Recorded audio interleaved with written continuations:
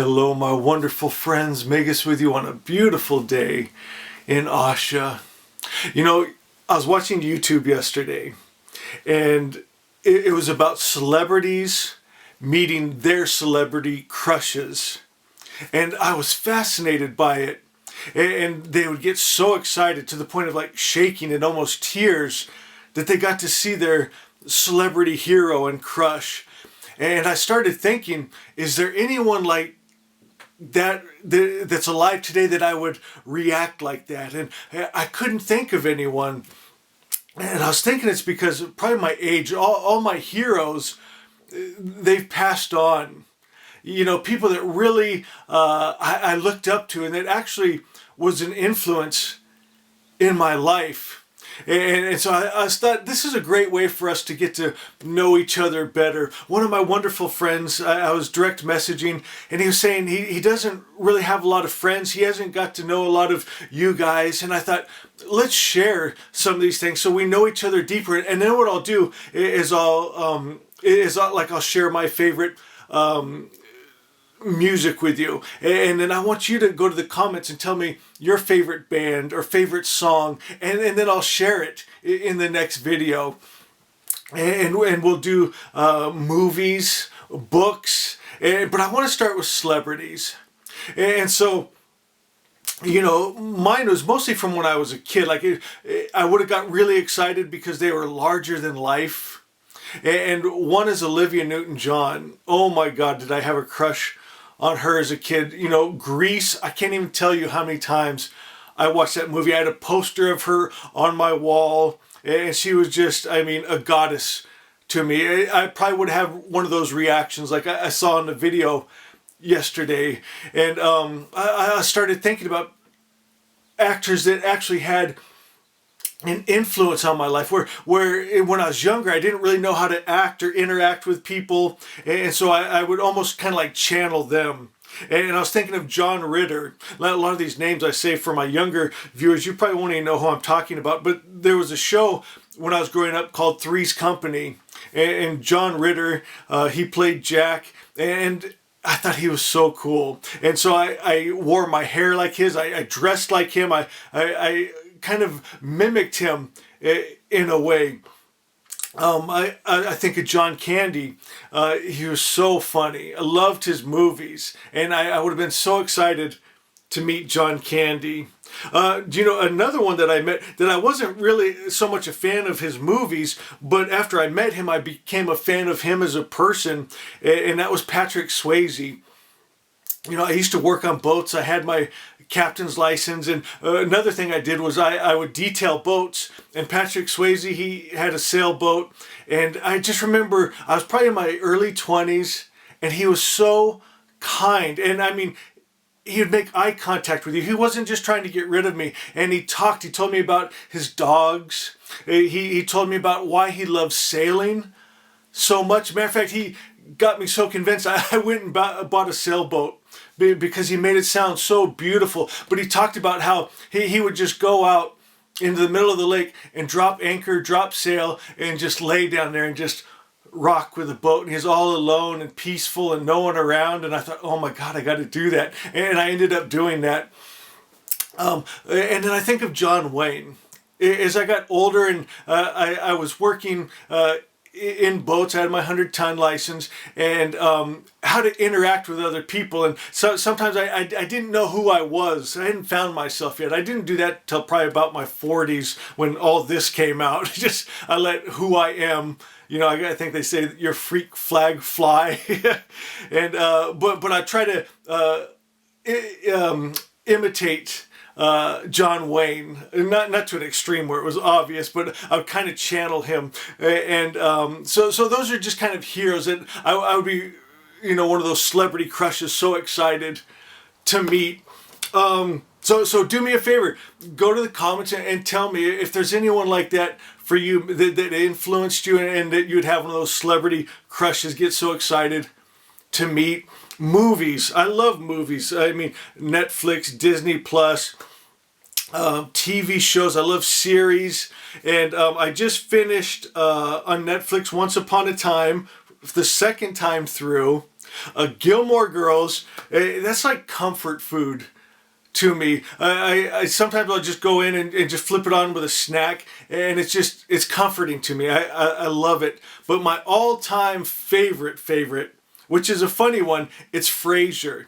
And I don't have so much in common with Frasier. Like, he wears a suit all the time. I could never do that. I'm a filthy animal. I would ruin it, But I loved his interaction with his brother Niles, and how they'd go to the coffee shop, and just their relationship. And I love that kind of witty banter that they always had. And so Frasier, I've watched that series over and over.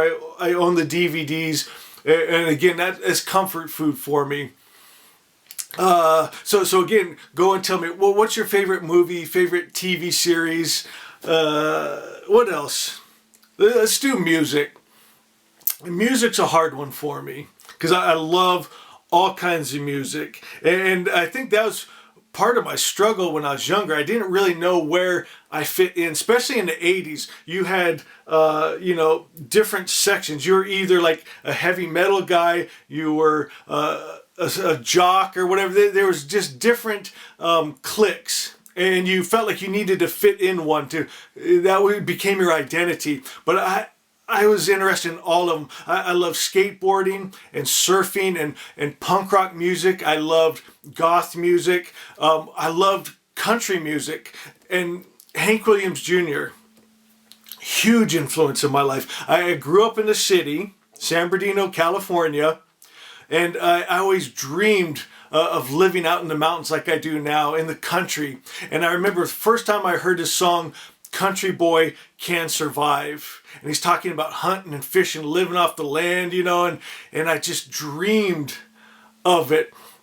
And I remember I was just a kid. I had a BB gun, and I shot a pigeon out of a tree, and then I cut it up, put it on a barbecue, and ate it. It was awful, but I felt like a country boy could survive. And what a huge influence. I mean, eventually it took me out of the city, and I become this hermit in the woods, because it's always in the back of my mind. I got to see him twice in concert. Me and my dad, matter of fact, we were just laughing about that the other day. It was the loudest concert I ever been to. And my cousin, he works in the music business, so I've been to a lot of, heavy metal concerts, rock concerts, and right up front in the speakers, never as loud as Hank Williams Jr. I lost my hearing for like a day from a Hank Williams Jr. concert. What's another music? Oh, Jimmy Buffett. And what I love about Jimmy Buffett, he creates like an atmosphere, a family, the parrot heads, right? When you go to a Jimmy Buffett concert, you dress up like a pirate, or you have a parrot on your shoulder, and it's just a fun gathering. And I love that. I feel like that's what we have here in our community with Asha, with our little orange book. And I love that. And so, I told you I worked on boats for most of my life, and I love being on a boat listening to Jimmy Buffett. And again, it's that dreaming, kind of like what I did with Hank Williams Jr., dreaming about the mountains. With Jimmy Buffett, I was dreaming about the ocean and, coconuts, just the dream that they create with their music. I think my all-time favorite, and this is a hard one. I don't even know if I can say it's my all-time favorite, but it's the album I listened to more than any other and never got sick of. But it's Peter Murphy. The album was deep, and I never tire of it. I'd fall asleep at night when I was younger listening to it. Peter Murphy, he was with Bauhaus. I think that's like the original goth band. And it just, I love his lyrics in Deep too. They're actually deep. I heard he's a Sufi. A Sufi, and so I feel a lot of that influence, that Sufi poetry in his music. So that might be my favorite. I don't know. I can't say a favorite. Books. I love books.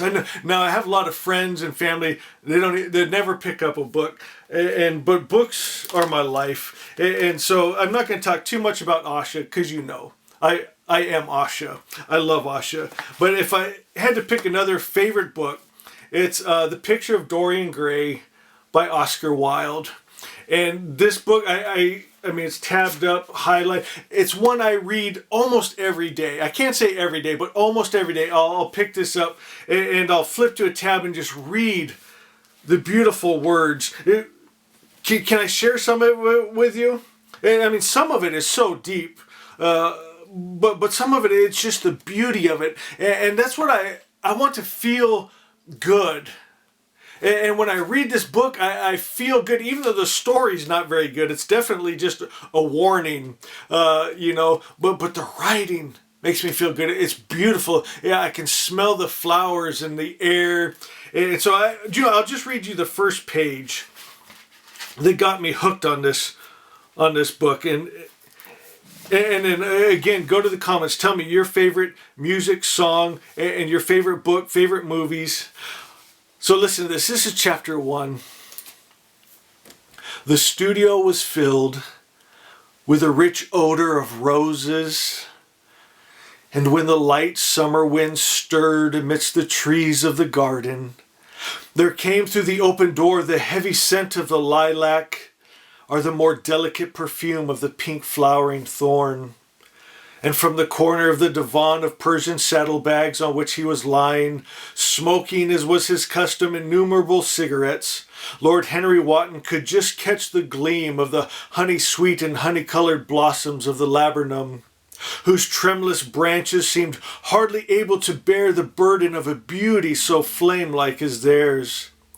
And now and then the fantastic shadows of birds in flight flitted across the long tussore silk curtains that were stretched in front of the huge window, producing a kind of momentary Japanese effect, and making him think of those pallid jade-faced painters of Tokyo who, through the medium of an art that is necessarily immobile, seek to convey the sense of swiftness and motion. The sullen murmur of the bees, shouldering their way through the long, unmown grass, are circling with monotonous insistence around the dusty gilt horns of the straggling woodbine, seem to make the stillness more oppressive. The dim roar of London was like the burdened note of a distant organ.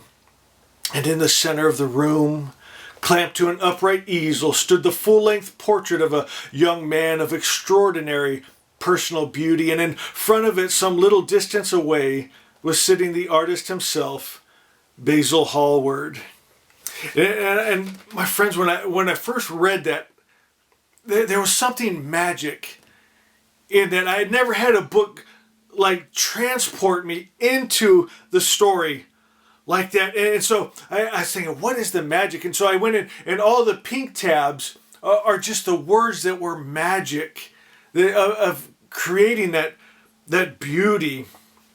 If you're interested, I could do a whole video on this book. Again, just let me know, and I'd be more than glad to. So what I'm hoping with this video is you guys get to know me a little better, and then as you go to the comments and tell me your favorite things, I get to know you better. All the magi, all the beautiful light workers get to know each other better. And this is the internet. If there's some troll or someone it's rude, don't get your feelings hurt. Just let me know, and I'll remove the comment and block them.